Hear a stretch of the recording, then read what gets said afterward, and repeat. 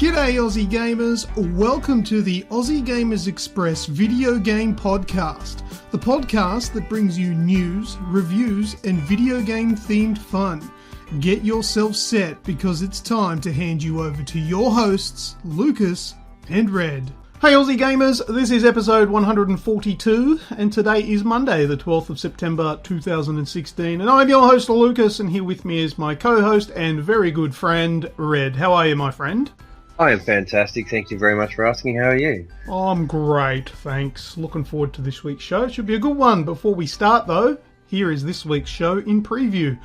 First up, as per usual, we will have video game discussion. After that, we'll do video game news. And in this week's news, we have Fallout 4 mods are ready for the PlayStation 4, Mass Effect Protagonists revealed, Pokemon Go Plus, Nintendo are going old school, the PlayStation Slim and Pro, and Destiny 2.4.0 update. Then we'll do What's That Sound? And then we'll finish up the show with Red's Shout. So, Red, video game discussion. Did we say the date today? We did, yeah. Monday the 12th of September. Because people listening will realise, or our avid listeners will realise, very short turnaround. It is a short turnaround. I think last show was on Thursday, was it? Or was it Friday? Yes. Yeah, Thursday. So Thursday to Monday. It is a short turnaround, but we've still managed to squeeze in some news and gameplay. Yes, because I've got my excited trip planned that begins on Wednesday, so it throws a real spanner in the works. But as per usual, we're going to deliver on our unwritten promises of giving you a show every week. So yes, so next week.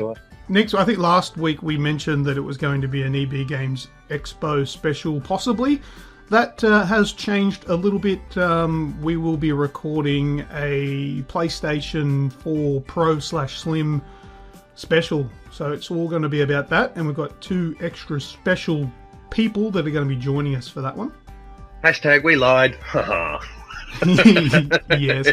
I did make a mention that we weren't sure and that we were sort of still in the works and working out exactly what the special show would be. So I was kind of a little bit truthful there that we weren't 100% on what we were talking about at the time. Yes, but with the announcements, obviously people are going to probably want to hear a lot about the PS4 Pro in this podcast, but you'll hear a little bit because obviously we can't just glaze over it and say nothing's happened because it's been a big thing this week, but we do promise we'll bring you a full show on our complete thoughts of it next week. So without further ado, my gaming weekend, we'll say. Yep. Let's start off with the surprise package, the cool one that cost us nothing. Overwatch. Yes, Overwatch free weekend is went on the weekend just passed. Yes, and just on a side note, I've decided now to play all my games, all my multiplayer games now on the Xbox just because of its better network connectivity. And I think you were playing it on the PlayStation, were you not? Both. I played it on both. Oh, okay, I was about to say role reversal. Yeah, no, I started off playing on the Xbox One, but I wanted to try it out on the PlayStation. I wanted to see if there was any differences, and you'll be interested to know what I thought about the two differences.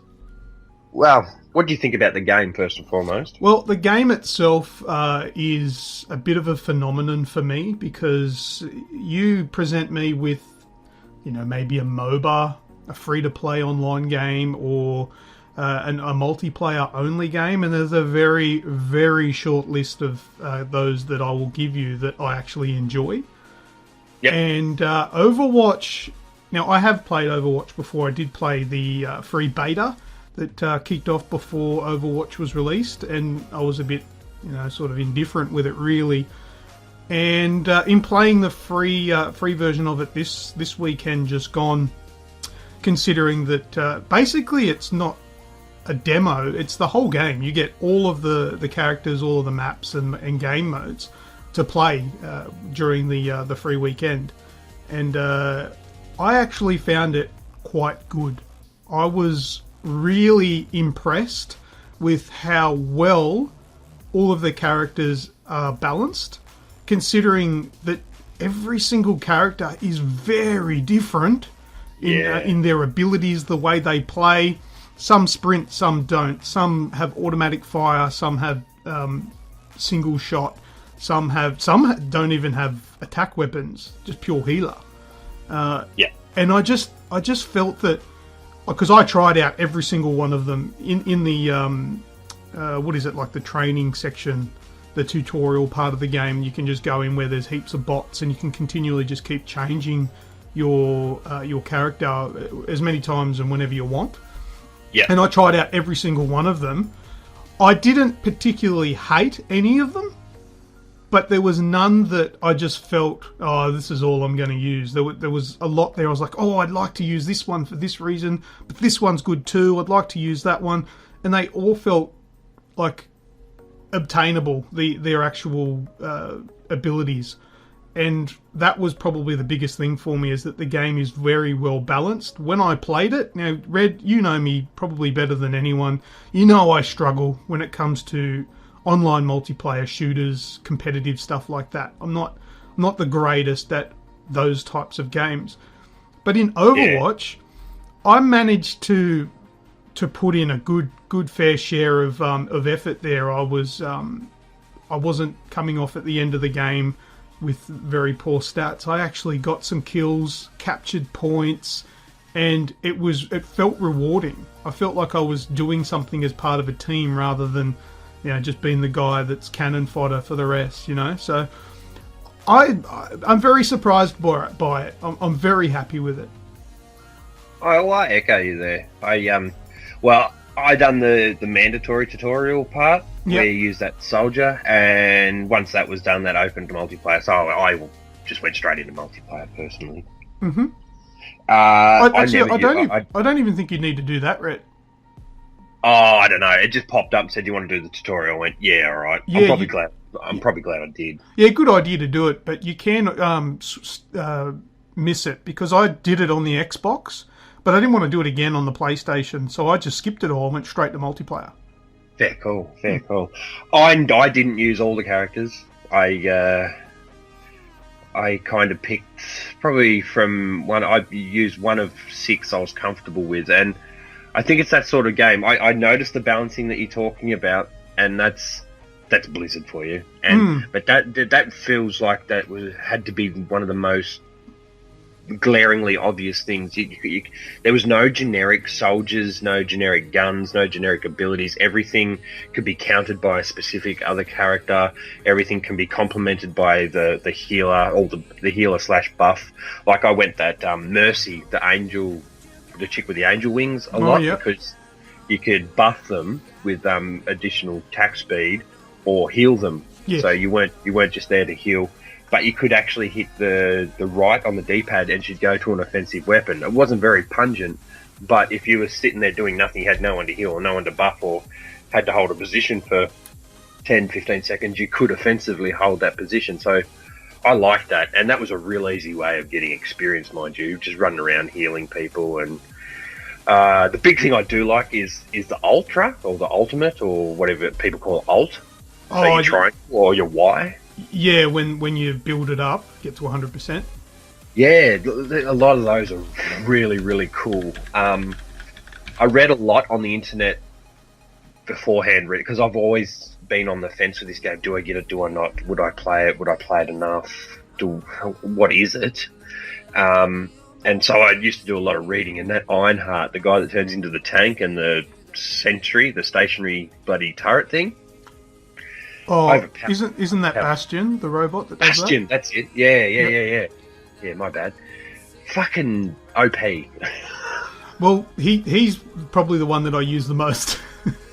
Yeah, I got shredded by him so many times. But there's good tactics to him, because, like I said, I used him the most. I enjoyed how you could run around with him, and you could heal yourself as well as you had automatic fire. But if you were protecting a point, like if you had to capture an area, you could get like a bit of a vantage point there, turn into your turret, which you then can't move. But you've got 200 rounds in what's kind of like an automatic, like a Gatling gun, like a real powerful sentry, and I found him really good to use. And you could easily, it takes a couple of seconds, but going into the turret mode and then getting out of it's not too slow either. So yeah, he's pretty good. Yeah, so that made me pick a character that could kill him one shot in sentry mode. So Tracer, the one that she could whiz about and then you could hit the right bumper and you'd go back in time. Yeah, yep. I used her because her ultra was like a grenade. So I'd just go whoop, whoop, whoop, use my 3 lightning dashes, dash right next to him, drop the grenade, and hit R at the right bumper, and get right back out of there again, and poof, off he goes, and I'm back into it. So yeah, it was cool. Like, I was getting dominated by it, but it made me think, right, how can I alleviate this situation for the team? And I wasn't even on any team chat or anything like that. I really didn't want to talk to anyone. I just wanted to suss it out for myself. But you could still be an effective team member by assessing the situation on the fly, because you always have the option of changing heroes as well. If something is blatantly obvious in the game, like you've got someone that's really strong, say with the Bastion, you go, right, well, I'm going to swap out because I can't get close enough with this guy, so I'm going to use this guy, and I'm going to, my main directive right now is to wipe you out. So yeah, I don't know, I liked it. $99 $99, no, $99 is overpriced. But the thing is, on PC it was $60 something. Yeah, PlayStation, I noticed last night, have 25% off for the trial weekend as well. Okay, that's a good incentive. So 75. Yeah, look, it is. I think it is overpriced from an online only, because you're only getting the multiplayer sides of things. But it seems to have everything in it though to make it worth that money. It just depends on who it's worth. It depends on who it's worth it to. Yeah, it's taken the world by storm. It really has. It's by far one of the most played competitive shooters. That brings me to another point that I wanted to bring up, Red. It's a game that I've heard a lot about, and there's a lot of love for it. And I posted on the Aussie Gamers Express website saying that it's up and running, and you should give it a go while it's free, because you might love it. If you don't, who cares? You haven't paid anything. The only comments that we've got to date so far are fairly negative. People, I don't know if it's just the negative people that want to comment, and the others are just like, oh, I've already got it, whatever, not interested. But yeah, just overly negative from what we've heard on the page. People love to hate. Well, yeah, but we don't normally get that from our community, but that's sort of who sort of wanted to come forward. I'll just bring up the post and I'll read some of the comments. I mean, they're not hating; they're more so just obviously giving their own opinion, which is fair enough. But it really wasn't what I was expecting. So let me find where it is. Yeah, I think I know the one you're talking about. I tried to remain supportive. Here we go. Yeah, so the first comment on there was Aidan Stewart, and he said he tried it, wasn't a fan, unfortunately. Yeah, fair enough. It's not for everyone, and look, I'm kind of in that boat, but it's, I don't know. It's potential. It definitely potential there for me to enjoy it. It's just the price that kills it for me. Aidan Stewart replied to me saying, fair enough, blah blah blah. He said that he missed the absence of a sprint button. Which is, not all the characters can sprint, but there is one. I know there is definitely one character that has a sprint option. I think that first character is something 76. What's his name? Soldier 76. Yeah, I think he's got a sprint. Yeah, Tracer's got that blip blip blip. Dash forward. You got one with a wall run. You've got a couple with thrusters in the air. Yeah, it just depends. It's the balancing act. Jared Petley has said, I've done the tutorial, etc., but not been online yet. I'm in no rush to either, which isn't a good sign, is it? Which is, yeah, probably not. Matt Alexander, I'm with Aiden. Sorry, it just wasn't my style of game. Matt Alexander, of all people, I thought probably would be a fan of this type of game, considering his love for games like League of Legends. Because it's not exactly like League of Legends, but it has sort of those little bit of the DNA of a MOBA in it. Oh, yeah, definitely. Yeah. B. Scott Huxley said, I feel like the blend of MOBA strategies and team compositions alienates a fair whack of people from enjoying it fully. It's not a game where you can carry hard-on gun skill and reaction time alone.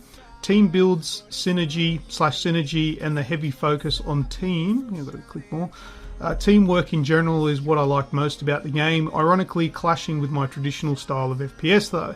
I find the game great, but I can also see it's not everyone's cup of tea. My recommendation is just to get a group of people to play it with and see how you go as opposed to soloing it. Probably good advice there. Solid as fuck, yeah. Its biggest draw card can potentially be its biggest downfall. Yeah, very much.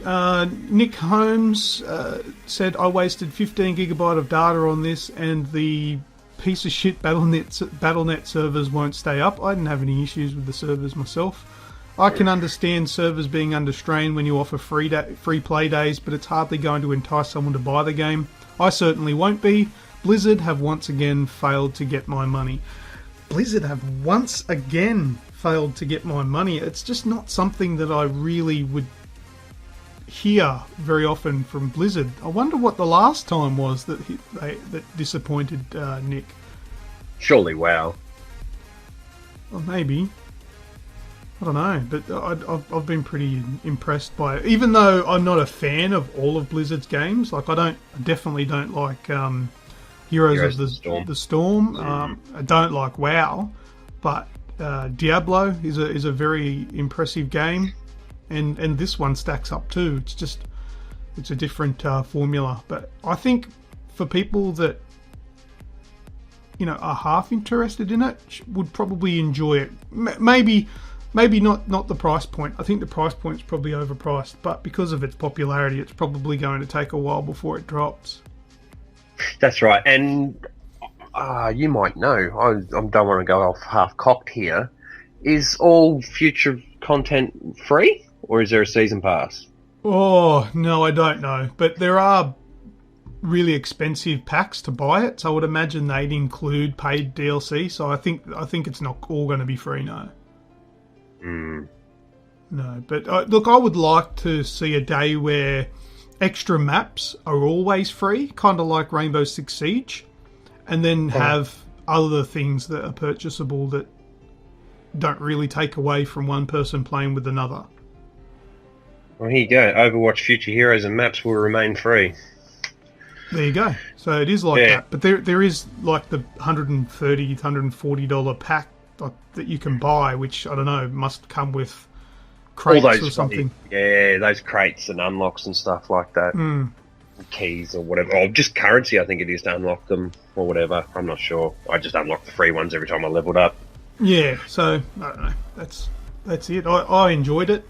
It's probably not enough for me to buy it. Look, I think I said last week that I did try to buy it. That sort of, I don't know, I wanted something to play and I was going to buy it on PC, but seeing as though that didn't work, it sort of put me off, and I've not been too fussed about dropping the $60 odd to buy it, but I liked it. What price point would it have to be for you? I'd probably buy it for $40-50. Yeah, if it was 50, I'd get it. Yeah, it's just I can't recall if that $60 odd was US or Australian or not. Yeah, probably US, being that close to release. It was. I mean, I was on the Australian Blizzard version of the store, so I don't know. Maybe someone might correct this later. Yeah. But yeah, I don't know. I enjoyed Overwatch. Currently, it's still running for Australians. Obviously, by the time you listen to this, it'll be finished. But it finishes on the 13th, I think, which is tomorrow. Yep. Anything else about that, or moving on? Nah, move on. I think we've covered that pretty nicely. Fair call. What else? Oh, Rocket League Rumble. Yes. Oh, God. What a success. That's a shit fight, that. What a success, though. It is good, but I have to be honest in saying that as much as I did enjoy it, halfway through playing that last night, I started to get to a point where I really just wanted normal Rocket League back.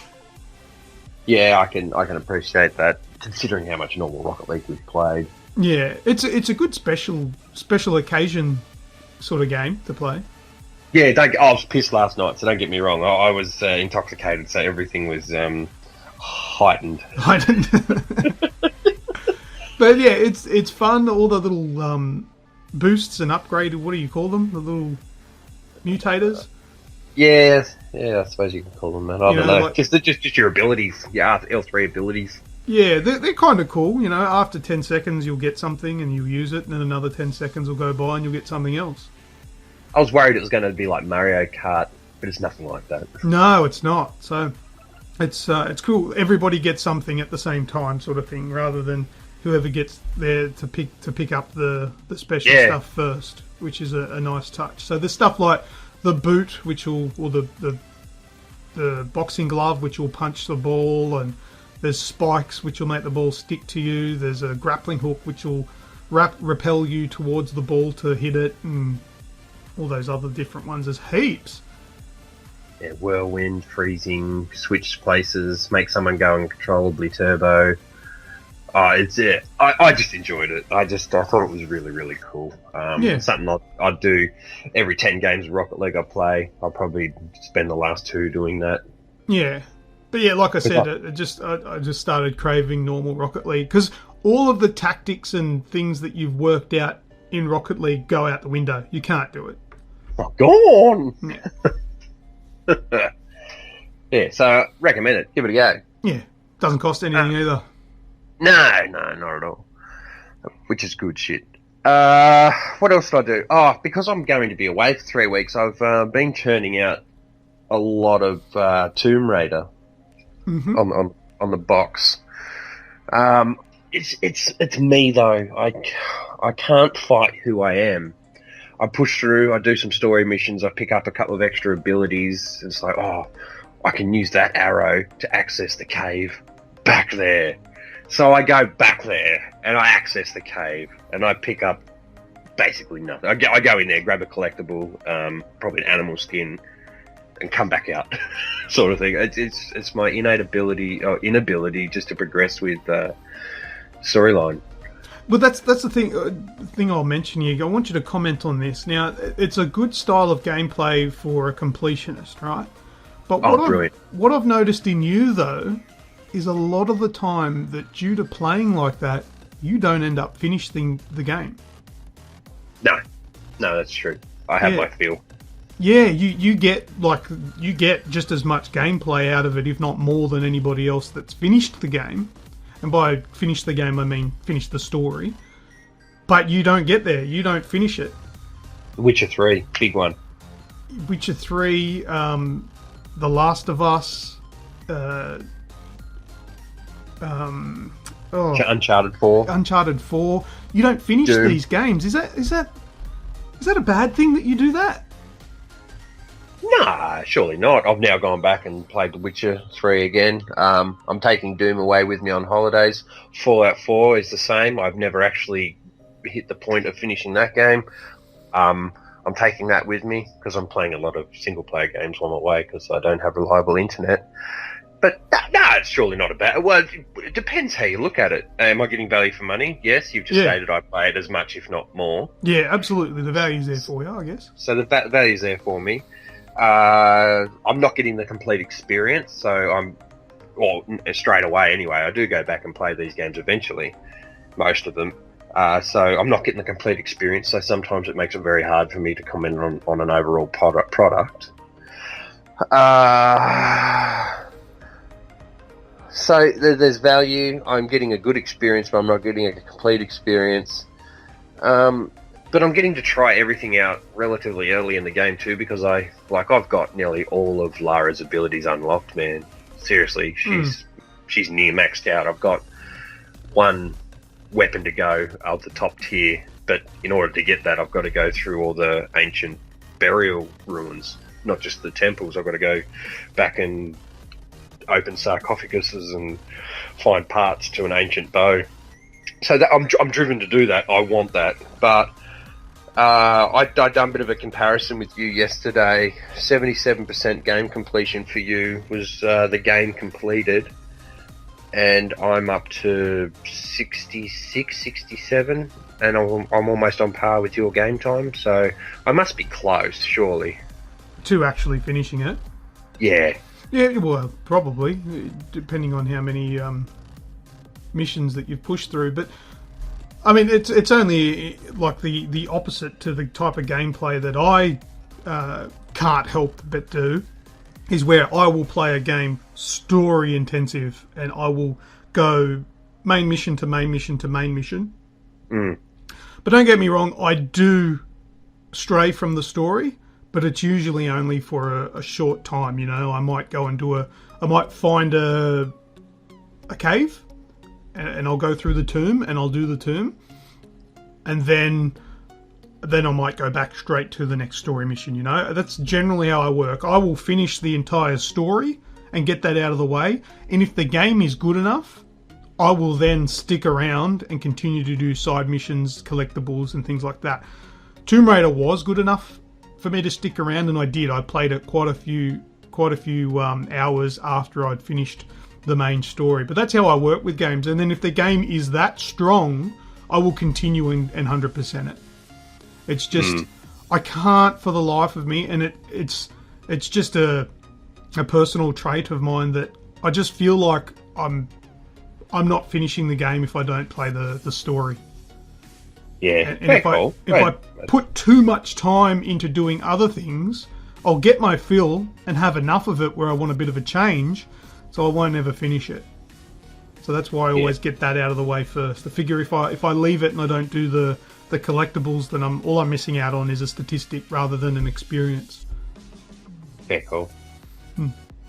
I can't help myself. If you can highlight it on a map and run towards it and pick it up, I'm there. That's me. But Red, to you and to anybody else that plays like that, you're not playing the game wrong. No, absolutely not. No, you're playing the game the way that it allows you to and the way you want to. So there's nothing wrong with it. It is what it is, really. You're not going to experience the actual story and the outcome. And you miss out on the epic battles and stuff, the hard stuff at the end of the game, which you've essentially prepared yourself well for. Yeah. So to put it in context with no spoilers, what I've done yesterday is I got the Atlas with the statue down the bottom, and you needed fire. Does that make sense to you? I can't remember. No. Oh, okay. No, it probably was a little while ago, considering it's almost out 12 months now. Yeah. No, I can't remember. I'd know, but I just can't remember from what from your vague explanation. Yeah. We'll talk after this. Sure thing. What else have I done? Not a fuck. Oh, we played Rainbow Six again. Rainbow Six Siege. We played. After that poor excuse of a fucking effort in the AFL. And we got I got the Pokeball kill. Oh, how cool was that? It's throw a grenade, hang on, and you pop one off, and there's one left to go. Grenade goes in, boink! I know, because it was really strange at first. I thought, hang on a minute, that grenade hasn't gone off yet. How come the mission complete victory thing come up? Like, that's weird. And then boom, then the great grenade goes off. And you're like, oh, you killed him with the Pokeball! And you watch the replay, and yeah, the grenade like hits him like in the chest or whatever, and he drops dead. So he must have had like a bee stick of health left, that bloke. We must have got some shots on him beforehand, and just the pure hit of the grenade killed him before it went off. Well, I'm figuring he had to have 3 or less HP because I dig around, but there's a little bit there, especially when you're doing those terrorist hunts. If you've got C4, you throw one out and you restock and then go pick up the one you threw, you've got 2. Yeah. So whenever Nick's in there, I always throw my C4 at him. Right. I never explode it, but when it hits him, it takes life off. Right, okay. I'm like, I lost 5 points. He goes, I lost 3 health. And I'm like, let's try this theory again. Next round. Ugh. Yeah, eat C4. He goes, fucking stop it. Oh, yeah, well, there you go. That's tried and tested then. So yeah, really just from the hit. But it was a funny video. Your reaction straight up was pretty funny too. But if you want to see it, it has been captured and saved forever. It's on YouTube, the Aussie Gamers Express YouTube channel. If you missed it being posted to the Facebook page, it's on there. Go and have a look at the Pokeball, we call it, or the grenade, hitting the last remaining terrorist for the win. Yeah, well, a big thing with that, Terrasun, is you wanted me to improve my communication skills, and I think I'm on a par level now. Oh, you improved communication tenfold. It was fantastic. And then that's when we started doing really well, when we were talking. Because as much as Rainbow Six Siege is a first-person shooter, it is very tactic-based. You need to formulate, if you want to do well, and not just be a lone soldier and just go and rip everyone to shreds. But if you work as a team, you can get out of there relatively unscathed if you talk a lot. Yeah. And when we played, it was just the two of us. We played and we communicated. We played well. So I might have pulled one out of the hat with that last game, though. What do you mean? That Bombi took you straight off the bat. Oh, yeah. And there's not much you can do about that. Sometimes things go wrong. But we probably did rush a little bit into that garage where we were. Yeah. But anyway. Good communication, good game. So we played that, then we played Rocket League that night, so we've covered that. I'm just looking up my list. Did you play any Star Trek Online? No, I've downloaded it though. Yeah, I played Star Trek Online, and it's, well, for me, I played it and went, oh god, I just skipped all the dialogue and just skip, and went and tried some of the shooting and stuff, and yeah, okay, that'll do me. I won't play that again. But I think for Star Trek fans, the old Trekkies, I think there's probably a lot more in it for them. I've never been a Star Trek fan. I did like some of the newer movies because they were sort of, cool. Yeah, cool blockbustery hits, so they're going to be good. I enjoyed them, but I don't know really anything about Star Trek. I was brought up with my brothers being massive Star Wars fans, so there was never really much Star Trek going on in my life, so it doesn't appeal to me much. But like I said, I think for the Trekkies, I think it'll be a good MMO for them to play. Did you play Knights of the Old Republic? No, that was I think beyond my PC's capabilities back when it was sort of big, and I never bothered with it. Haven't gone back. That'd probably be your jam as opposed to if you're looking for a sci-fi MMO. Yeah, well, that's it. I mean, I don't know about going back to it now, but if they sort of rehashed it a bit, maybe brought it to the consoles, maybe I'll give it a try, and I probably will enjoy that a lot more than Star Trek. But take it from a non-Trekkie, I think the Trekkies are going to like it. So if you're a Trekkie, give it a go. Roy Boy, he likes it, doesn't he? Yeah, loves it. It kind of dropped out of nowhere too. Well, it did. I didn't even know it was coming. It's been on PC for ages, though. Yes. It's been around for a while. I think our guy, Roy Boy, was playing it previous to the PS4's release, and has jumped on it again on the PS4. So, and he's a bit of a Trekkie, that bloke. So, just to finish out, I played probably 2 hours of Fallout 4. Got back into that. Just grabbed one of my level 40 plus characters because everyone's got more than one of those. Just jumped straight back in because my cousin was staying here, and I was looking over his shoulder as he was playing it, and I went, I just want to go scavenging and find myself a new gun. So I did. Didn't find the gun, went scavenging. Lots of fun. You know how sometimes you go, I'm going back to this game, and you've got all these notions of grandeur, what you're going to do, and you're going to, I'm going to go to Sanctuary, I'm going to build it up and make a nice big bloody base and put turrets everywhere. I went in, I laid a wall, and I went, nah, where's my power armor? I'm going back out. Too hard. Well, we're spoiled for choice. When we've got a heap of choice and everything like that, and if something feels slightly mundane, you skip it. Yeah. But, as I said, I'm taking it away with me, restricting my options of what I can and can't do because of technology. I might just get the notion to do it for 3 or 4 hours, and I might have a base by the time I come back, but we'll soon see. For probably 4 or 5, 6 hours Grand Theft Auto Online, just trying to save money, trying to become a CEO, so it's a little bit more appealing for people to jump on and play with me. And last but not least, I've got through the first 4 hours of Final Fantasy X or Final Fantasy X remaster on the PS4. I picked that up this week for $20, I think it was. I've wanted it for a long time. So the tutorial of that is out of the way, and that's a holiday game. I just wanted to get the tutorial out of the way, get all the save points done, just get the quick tasks, rehashing over this button does this button does this, and just getting into the meat and bones of it. Stop. Now I've got something to do on my holiday. I'm happy. Nice. Oh, and I should say I spent a couple of hours the other night with Pat on the Division. That was Underground? DZ. DZ. All right. There you go. Yeah. So I did manage to cram a little bit in a short turnaround.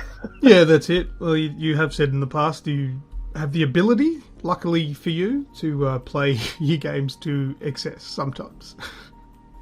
Most of the time. Most of the time, maybe. All right. I've only got one more thing that I could really talk about that we haven't already. I played some Diablo 3 Reapers of Souls, Ultimate Evil Edition, or whatever it is, on the PlayStation 4. I'm still plodding away at the... what are they called?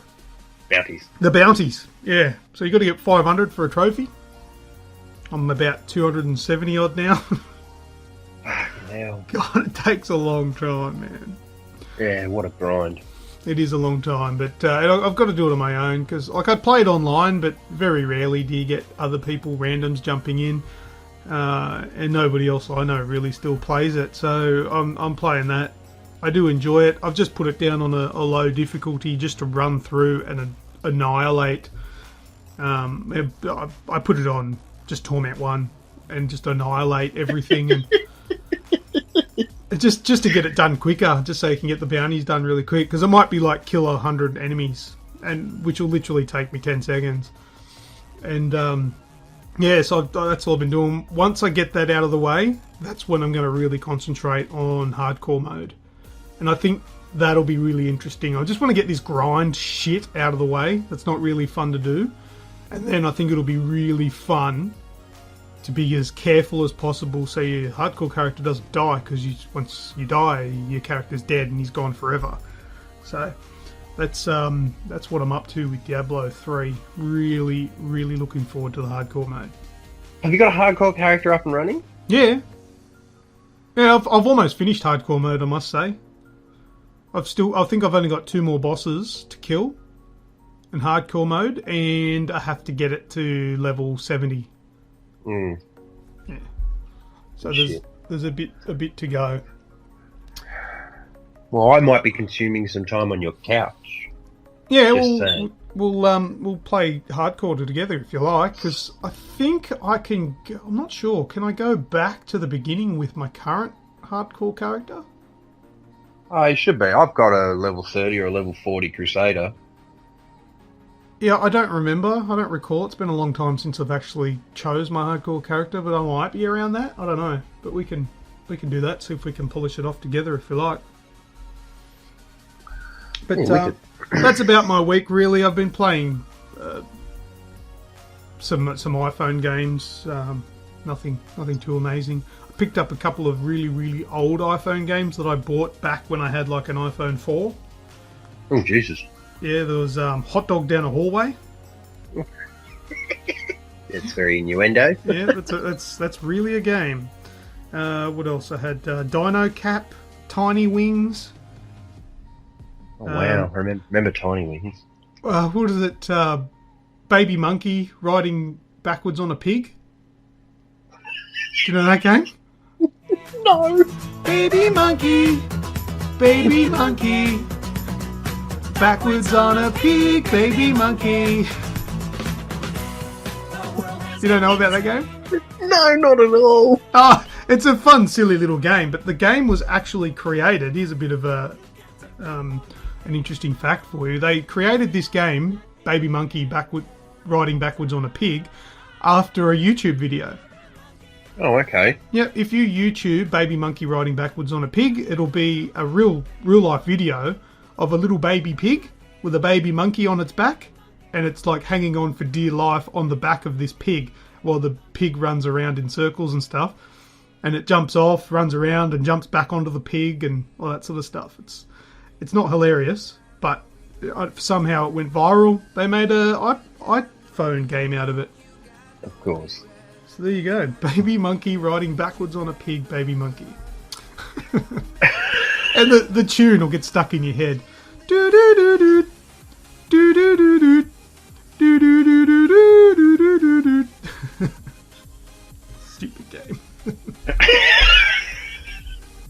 Yeah, and Pokemon Go, which I haven't found any new Pokemon, so it's getting a bit old. And Fallout Shelter, over 50 dwellers now. Nice.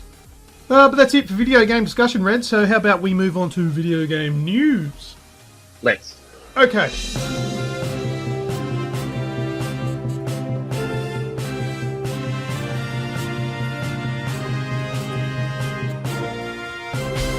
First up in the news, Fallout 4 mods are ready for the PlayStation 4. Hooray! You excited, Red? You probably know a little bit about the news, so you're probably not. Is that right? Yeah, probably not. Yeah, so when Fallout 4 was announced at E3, we were told that the game would get mod support for consoles. Woo! That blew our mind. And the eager wait began. In May this year, mod support was released for the Xbox One version of the game, but sadly the PS4 version had to wait due to the working structure of the PlayStation 4 being very different to that of Windows 10. Bethesda have reportedly worked very hard on getting everything to work on the PS4, and now they're at a point where it can be released. Unfortunately, Sony have put a stop to it and are not allowing the mod to go ahead the way that Bethesda have implemented it. This is a shame considering that Bethesda have said that they've put a lot of time and resources into getting it right for PS4. Sadly, this means that the upcoming remaster of Skyrim will also miss out on mod support on the PlayStation 4. This is contrary to what both of us, you and I, Red, have sort of been spruiking since the PlayStation 4 and Xbox One came out. But for those of you with an Xbox One, I think that's where you should buy this game. I will. Skyrim, that is. So, yes. Because Skyrim, the remaster, will have mod support on the Xbox One, but not the PlayStation 4. I don't know. Sony aren't happy with the fact that they don't like that there's too much freedom with the mods. I think they wanted them to be a little bit more restricted, which Bethesda, that's not how they've made it, because that's how it is on the Xbox One and PC. And considering they want it too strict, I don't think that Bethesda are going to go and change it all again just to support them. I think they've just pulled the pin on it and gone, well, don't worry about it. Just forget it. We've already spent too much money trying to get this done. So they are ready, but you're not getting them, PlayStation 4 fans. That's not good. Thanks, Sony. They don't make too many mistakes, old Sony and PlayStation, but this is one of them. This is a mistake, I think. Oh, you don't shit off someone like Bethesda. Goodbye to any exclusive content in the future. In saying that, I mean, we haven't really heard from Sony on this, and probably won't, but I don't know, maybe it made the game too unstable, maybe it might crash, might have some issues that they're not happy with being represented on their console. That could be the issue. But either way, it's not a good thing for fans. And it will probably push people with both consoles towards the Xbox One version of Skyrim, or it may entice people to purchase the Xbox One for Skyrim. Possible. There are people with money out there. Somewhere. Not very. Not here. Not in my house. Marry me. Okay.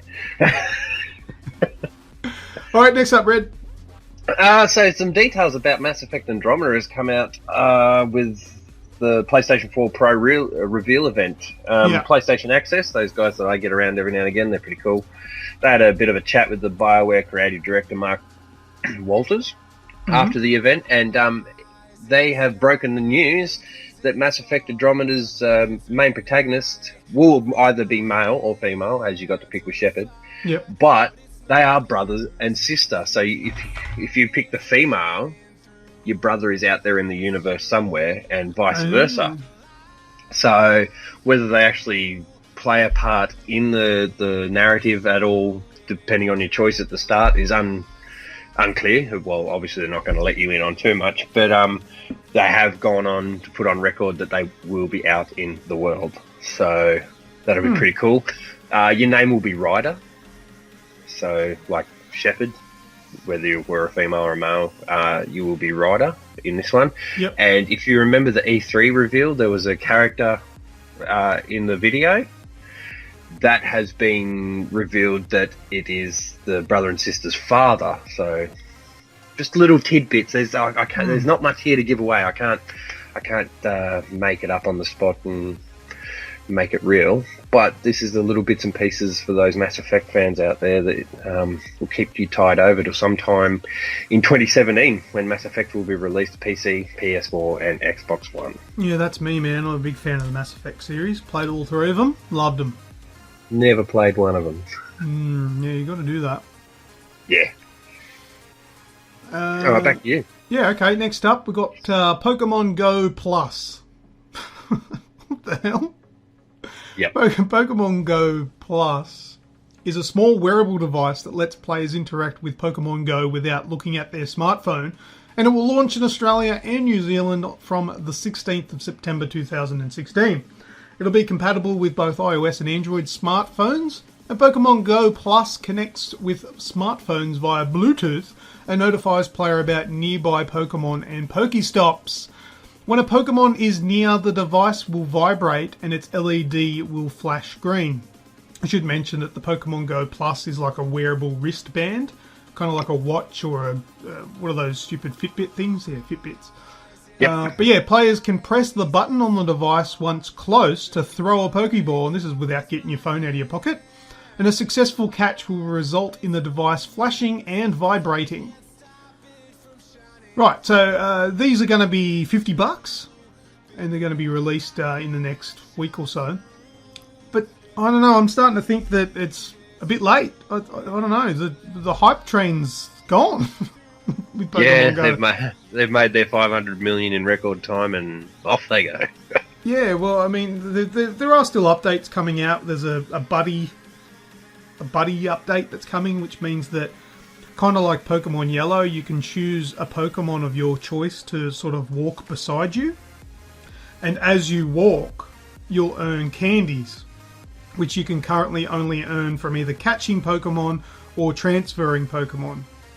That's the only way to get candies currently. With the update, you can get it from walking with that Pokemon. They'll earn candies. And the candies are used for powering up, making them stronger, making a particular type of Pokemon stronger, and also used for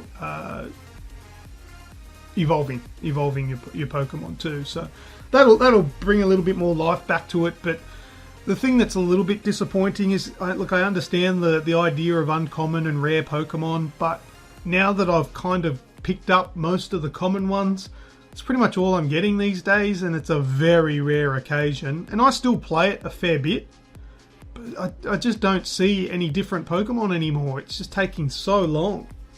Yeah. So it's that point where it's going to start encouraging players to cheat, probably get banned, and the game will die, I think. If I can just add to your news. Yeah, sure. That's a dedicated peripheral you're talking about, yes? Yeah. The Pokemon Watch. It's also the program, or the application is also going to be available on iOS watches. Yes, so it's going to have the Apple Watch addition to the app or something. Yes. Yeah, I don't know what abilities it's going to have, but if it's the same as... Much the same. Well, I mean, mind you, an Apple Watch is how much these days? I think you can get the cheapest one for about $400, $500, or you can get $50 Pokemon thing. Yeah, my missus, she wears the Fitbit that you were talking about, the Samsung, but it's not compatible there. But yeah, if you've already got the Apple Watch, then you're not missing out. But if you wanted a dedicated peripheral, the $50 is definitely the way to go. Yeah, it's a good price. Definitely a good price. Oh, fuck yeah. That's been nice. Tidy. Would have been nice if it had an LCD on it that had the time. I was about to say, I wonder if it tells the time. No, it doesn't look like it's got a screen at all. It just looks like a Pokeball that's kind of turned into like a position marker. Yeah. And it doesn't look like it's got anything on it other than a light and a button. It's like, yeah, Red, what's the time? Gotta catch 'em all. Pokemon. Hang on, I'll get my phone out. My kids have been watching it so much lately. Gotta catch 'em all. Gotta catch 'em all. Pokemon. Anyway, that's Pokemon Go Plus, a little wearable wristband that you can use to catch Pokemon, and at the same time, with free added, no extra cost. You look like a dickhead. I That's a nice gay little rainbow-looking band you got in your hair, Lucas. Didn't realise you had a thing for men. Don't have a thing for men. Got a thing for your mum. Anyway. Speak for men. Go Red. So, rumours are running wild that the Nintendo are going to be going old school with the NX and using cartridges. Oh, what? Yeah, no shit. This news has been broken by the Wall Street Journal, mind you. Well, I mean, you look at the micro SD cards. I mean, it's really how much bigger are they than your fucking run-of-the-mill Blu-rays? Well, yeah, I know they're massive. And faster. Makes a good point. Why aren't we going to? Because I mean, a memory card is essentially a cartridge. Of course, yes. I don't know why the others haven't gone to that. Well, I don't know why these current... I think it might have been toyed with the current generations would run from SD cards or your flash cards, those, and that's how you bloody load your games and everything like that. Because of the transfer rate, the sheer amount you can hold on one, it just made sense. It'd really reduce the size of these consoles as well. Yeah, no disk drive, no optical drive required. But then they can't be Blu-ray players and stuff then. Fuck it. We'll have this conversation at a later date about the Blu-ray players and stuff like that. But I'd love to see a statistic. There should have been a census question on how you receive your media. I reckon I'm going out on a limb here saying about 80% of the population that indulge in visual entertainment on a daily basis do it via streaming services. Oh, yeah, you're probably right. Free to air and streaming services, I think, yeah. So I still watch me free to air in the morning. And when was the last time you bought a Blu-ray or watched one? Years ago. Yep, likewise, mate. And I've got a collection of them as well, which is slowly dwindling because I've still been watching Blu-ray quality things. Just not on Blu-rays. Nope. Me too. Anyway, just really quickly, back to the cartridges. The report includes an analysis from industry watchers that state Nintendo's core fans include small children who might scratch discs but find cartridges tougher to damage. You just blow on them. Cartridges also allow games to load faster, are harder to copy, and can be mass-produced faster than discs. So... we'll find out one day soon when Nintendo will officially announce the NX, so that'll put all the rumours to bed. But at the moment, industry sources state that they could be going the way of the cartridge, and I am a fan. I think the name cartridge, the word cartridge, just sounds archaic, I think. Doesn't it? What? Call it a memory card. Call it a memory card, and it sounds like you're moving forward, I think. Yep. Yeah. But yeah, it's just that... cartridge is synonymous with old school. I think that's the weird thing about it. But anyway, it's hence why we like it. Well, yeah, I got no problems with it. Next news for me.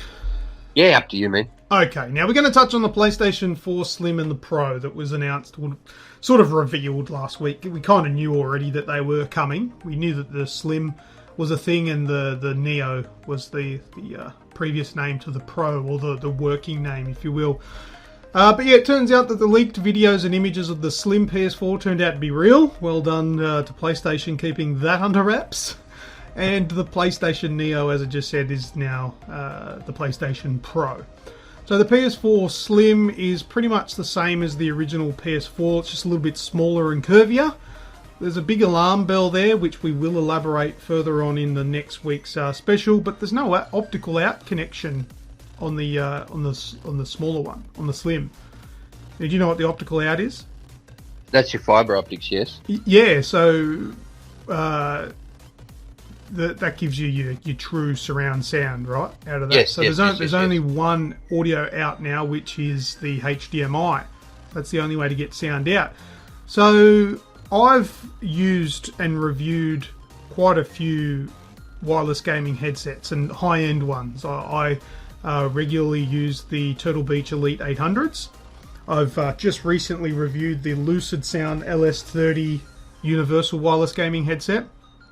Both of those require an optical out because that's how they get the surround sound delivered to the headset, right? So you've got the USB port, the thing that plugs into that. You've got to then plug in the optical cable from the console to the USB base station, right? Yep. These headsets, so the headset that I currently have, the Elite 800 and the Lucid Sound, the LS30s, aren't going to be compatible with the PS4 Slim. Fuck. And for those of you that have 7.1 surround sound epic stereo systems in your home, you have to now connect your console to the stereo using HDMI. So if your stereo is a little bit dated and doesn't have a HDMI input, and you plug your HDMI into your TV, and currently you would then plug an optical cable from the console to your stereo, you can't do that with the new Slim. Fail. You're going to have to upgrade your stereo if you upgrade your PlayStation to the Slim. So that's a little bit sucky. But anyway, that's something we will discuss a bit further in detail in next week's show. What's the bet? There's a branded Sony 7.1 surround sound about to come out. Oh yeah, probably.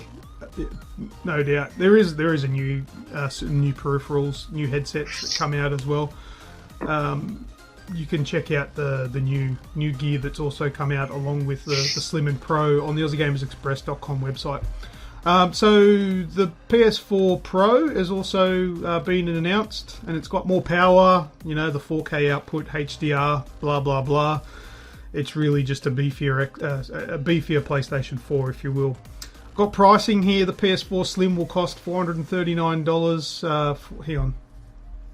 Is that accurate? Yes, it is. $439 for the 500GB model, $509 for the 1TB, and is available from the 15th of September 2016. The PS4 Pro will cost $559 for the 1TB model and will be available on the 10th of November 2016.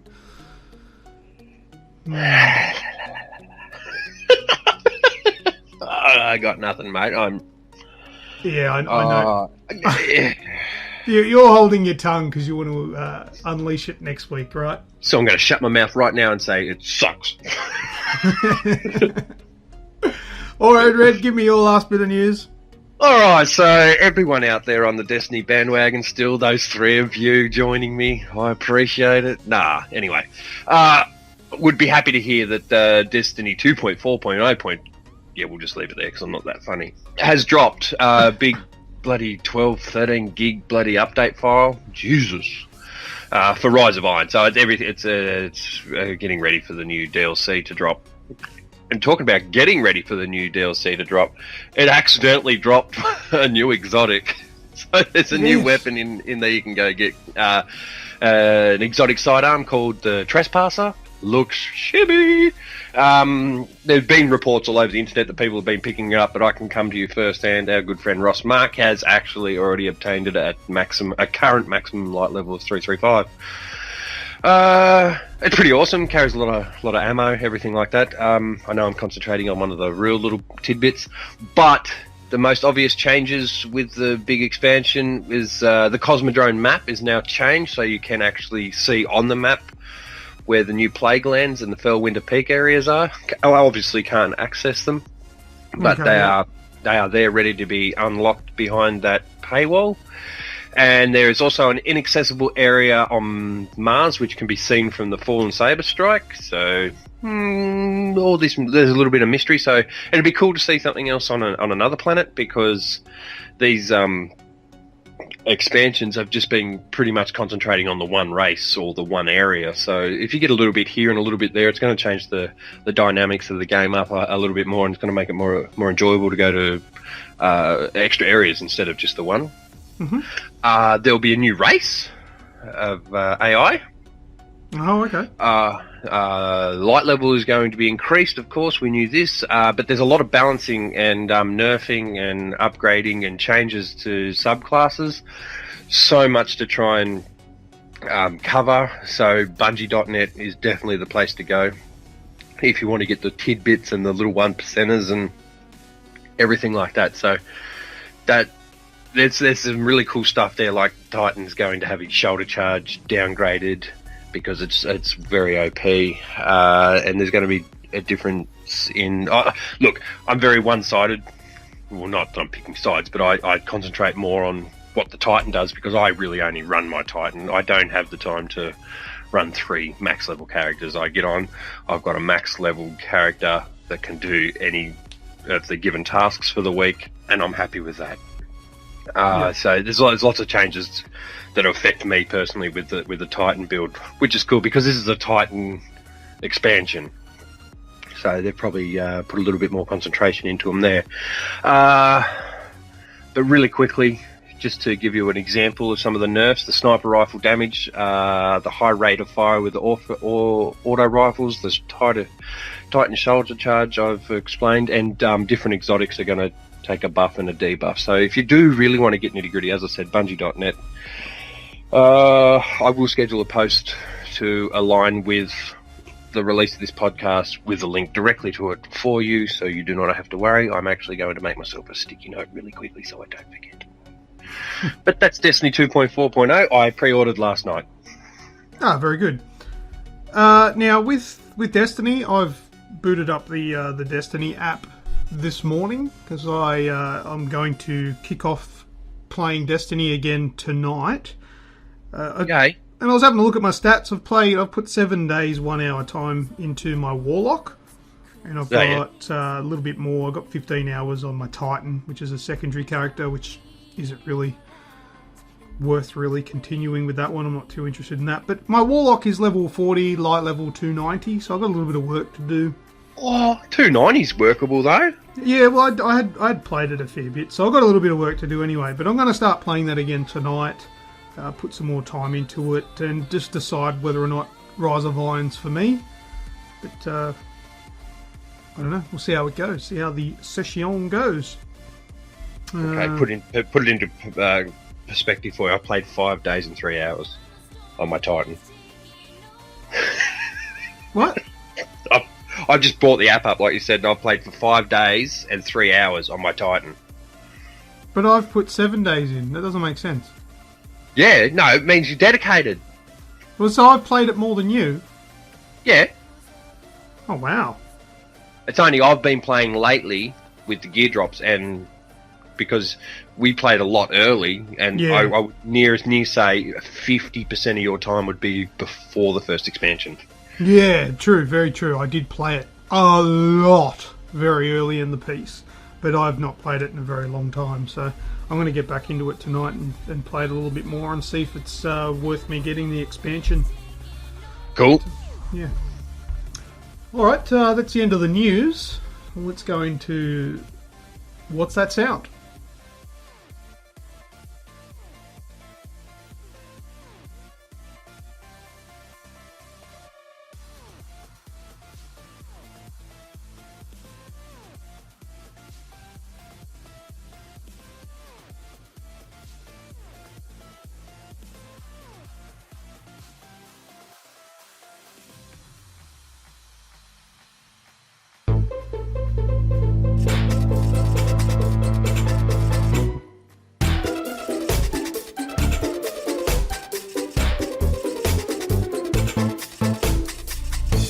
Alright, so last week's What's That Sound, Red? Neither you or I got it. We've been struggling a bit lately, haven't we? What was it? Because I never actually found out what it was. No, it was Tweedle from American McGee's Alice Madness Awaits. Who plays a game with a name that gay? Yeah, I don't know. Have a listen to it. This was last week's. She'll need more medicine. Strong medicine. So yeah, that's Alice's Madness Awaits, whatever it is. Rem gave us that one. Remutha gave us that one that's plagued us a bit and we had no idea what it was. She's also offered a little bit of a fact tidbit here, so I'll read it out. Players who bought the retail disc version of the game can download a port of the original American McGee's Alice for free from on PSN and Xbox Live with trophy and achievement support. I don't know, is it that old that it didn't have trophies and achievements? I don't know. Anyway, you can update it now with all that sort of stuff included. Had no idea. I've never played it. I think I bought it on PC specifically to try it because I've heard it's not a bad game, but I've never actually tried it. Typical to a Steam game, you buy a game on Steam and it just sits there on your list and never gets played. All right, now this week's What's That Sound, I think, has been provided to us by, I think this is from Reprimand. All right, so now just a heads up. Now, with these sounds, I've not listened to them. Now, they are given to me, but I don't play them and listen to them before the show, so this is all new to me. I have no idea. And because they're not being found or set up by you or me, they're not necessarily games that we've played, have any interest in, or have anything. So that's why I think that's why we're struggling, because they're very random games. So let's have a listen to what this week's What's That Sound is. This town is full of monsters. How can you sit there and eat pizza? She said she was fine by herself. That was quite quiet. Did you hear that properly, Red? I didn't hear it at all. Oh, you didn't hear it at all? This town is full of monsters. How can you sit there and eat pizza? She said she was fine by herself. This town is full of monsters. How can you sit there and eat pizza? This is probably Googleable, but... Female protagonist? Female Maybe. protagonist, you reckon? Yeah, she said she'd be fine by herself. Sounds like a cutscene. Doesn't necessarily mean it's the protagonist they're talking about. Nah, you kind of want to go Teenage Mutant Ninja Turtles, don't you? Well, because of the pizza, isn't it? Yeah, and April O'Neil. Hang on, I'm gonna have a listen again. This town is full of monsters. How can you sit there and eat pizza? She said she was fine by herself. Yeah, Donatello and Michelangelo. Yeah, that's what I was thinking too. It's got to be. I don't know if that's just a sneaky, tricky attempt to make us say Teenage Mutant Ninja Turtles, but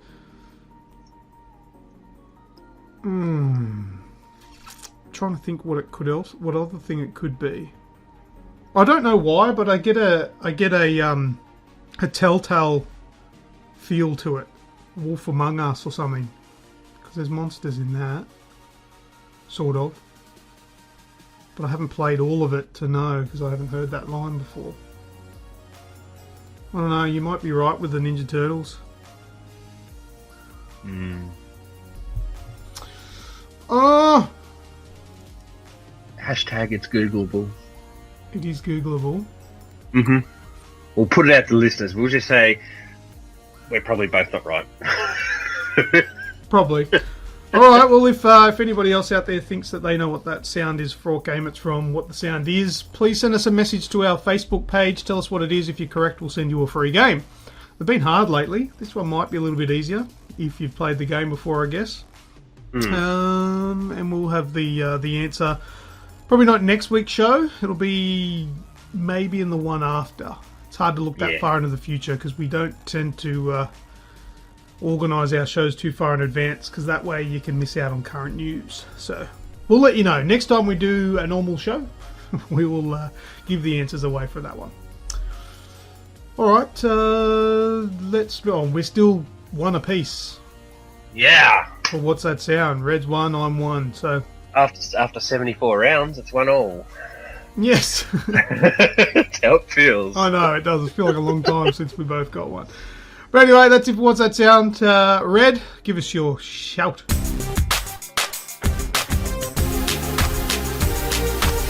Okay, in no particular order, our big winners this week, our big guns of Aussie Gamers Express.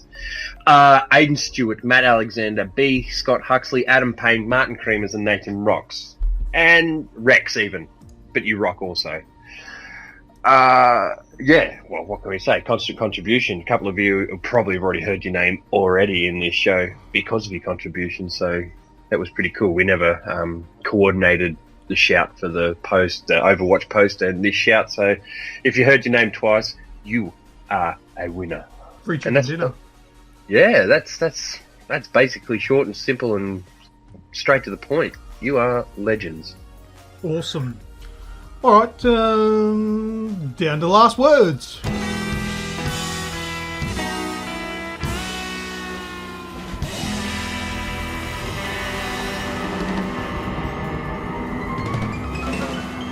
You got any last words, Rick? Yeah, couple. I'm looking forward to my holiday. Looking forward to seeing you. I appreciate everything you do for us and for the page and for the website and for the podcast and everything. I'm looking forward to pre-recording our special tomorrow night. I must really emphasise that because people kind of get put off when their routine's thrown out. Oh, not a normal podcast. What am I going to do? Because people are now highly anticipating this, and we've got some feedback on that, which I really appreciate.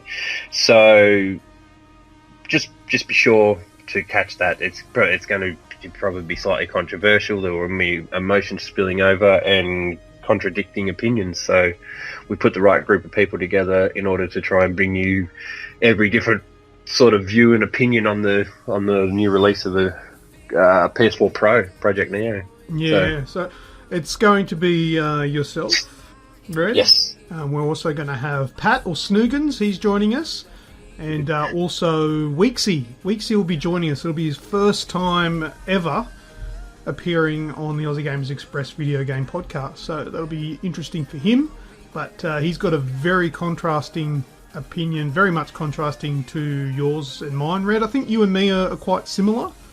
Yep. And Pat, I think, might be a little bit halfway between us, but it'll all come out. He'll be the referee. Yeah, probably.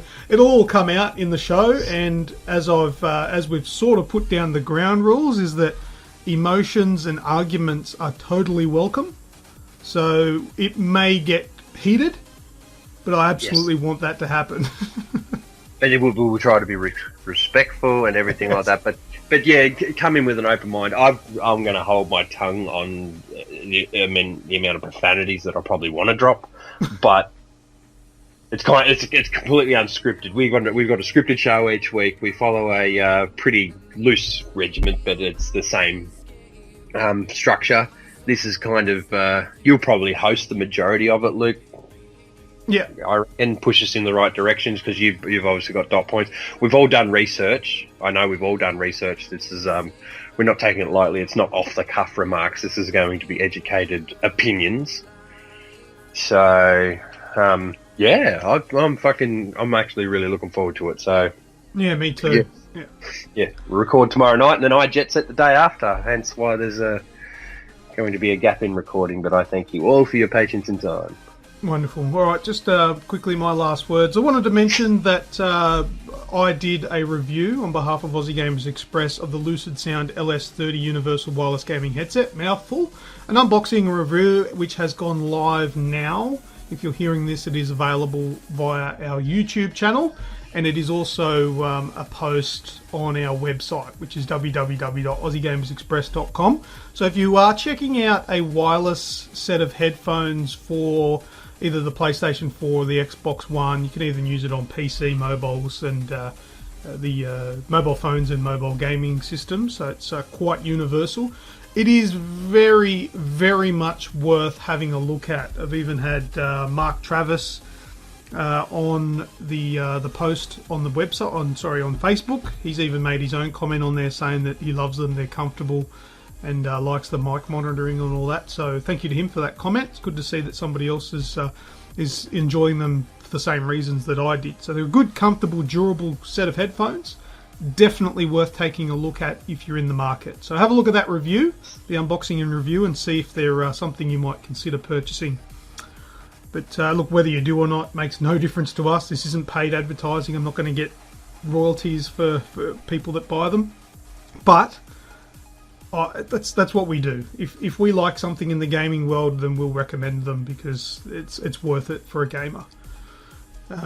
Also, if you missed last week's show, I think Red, you and I had a conversation about comparing the LS30s to the genuine PS4 headsets. Yes. Where value for money is and why it's an extra $100 more and why it's worth it. So have a look at last week's show if you want to hear that. But yeah, it's all up there now. You can go and have a look on YouTube and our website. That's all I've pretty much got, I think. Okay. Nice. All right, well, I think we can close the show now. So thanks everyone for listening again. Don't forget what's that sound entries. And we'll be back again next week with the PlayStation 4 Slim and Pro special. which will be very emotional. So we'll talk to you all again next time. I have been Lucas. And I've been Red. See ya. This week's show has sadly come to an end. Be sure to search for Aussie Gamers Express on Facebook, YouTube, Twitch, iTunes, Stitcher, TuneIn Radio, and just about every other social media network known to man. If you would like to email us, send it to info@aussiegamersexpress.com or visit our website at www.aussiegamersexpress.com. Catch you all next time on the Aussie Gamers Express Video Game Podcast.